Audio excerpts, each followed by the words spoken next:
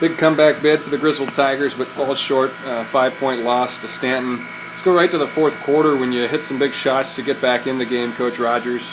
What would you see out there that was working well in the fourth? Honestly, we weren't doing anything well offensively. Drake just got really hot.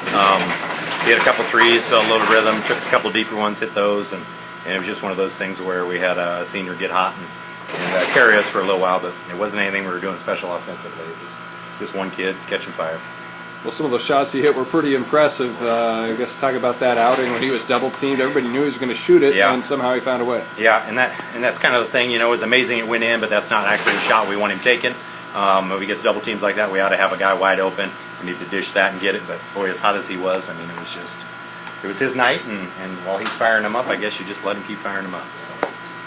You were able to hold Stanton 14 points under their average. What were the bright spots on defense? Honestly, they missed a lot of shots. I mean, we did some good things. We made them miss some shots, but they missed some shots I haven't seen them miss yet this year. They kind of had a tough night offensively. I thought our defense struggled at times. We had trouble helping on the backside of man. We had trouble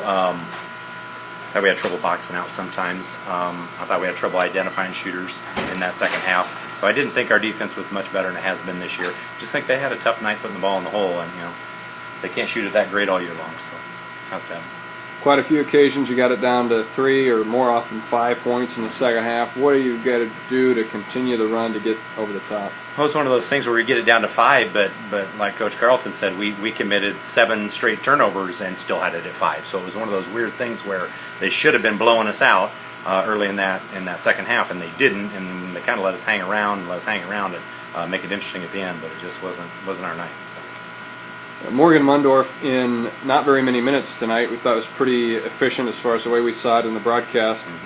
Tell us about his night. Yeah, Morgan's improving a lot. He's just a sophomore. He's our biggest kid. He's really our only true post presence. He's going to be good. He just has to keep working. Right now he's really unselfish. When he gets the ball inside, he probably kicks it out a little bit too much.